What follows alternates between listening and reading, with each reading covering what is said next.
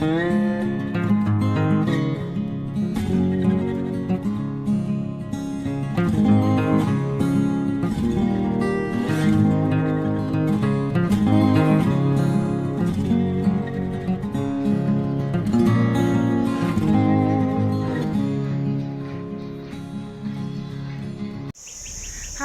So ayan, nandito ako sa park. Ayan, mag-walking ako. Start na naman ang aking pag-walking. At grabe na talagang ilan yung maraming nadagdag na kilo. Yun na nga, nananaba na talaga tayo. Hindi na mapigilan. Alam mo yung tumatanda rin yung metabolism. Kaya ayan, kailangan talagang mag-walking na naman.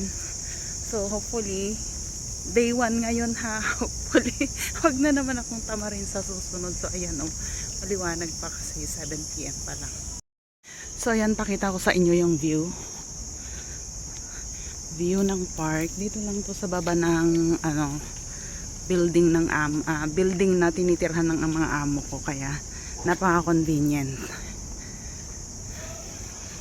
At hindi naman siya delikadong mag-walking or mag-jogging sa gabi kasi ayan ang dami ding nagja-jogging at saka maliwanag. Minsan nga naabot ako dito ng alas 12 ng umaga. So ayan ito naman football, ano ba tawag dito, football field. Tapos yung sa kabila, dun sa kabila ay basketball court. Ayan, maliwanag pa, medyo maliwanag pa. Ayan blue na blue ang kalangitan.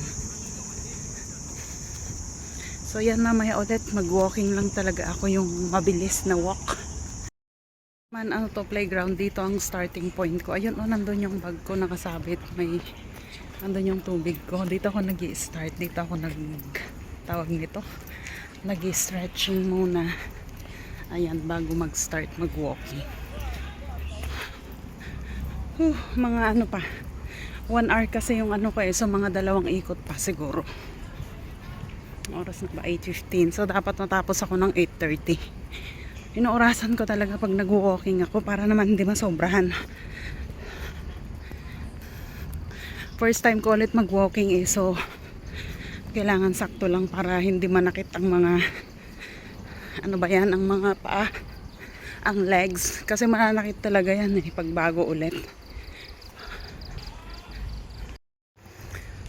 Yes, nakaraos. Mahigit 1 oras na walking sa first day, sa day 1.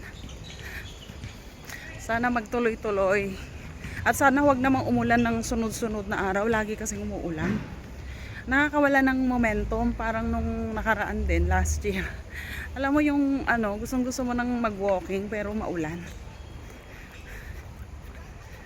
May gym sa baba namin, kaso ayoko namang magbayad ng 500 a month. Tapos hindi rin naman ako makakapag-gym. Kumbaga yung hindi ko masusulit. So yun lang. Tapos na yung walking. Sa Sunday ulit. Sunday, sana hindi umulan sa gabi. Bye!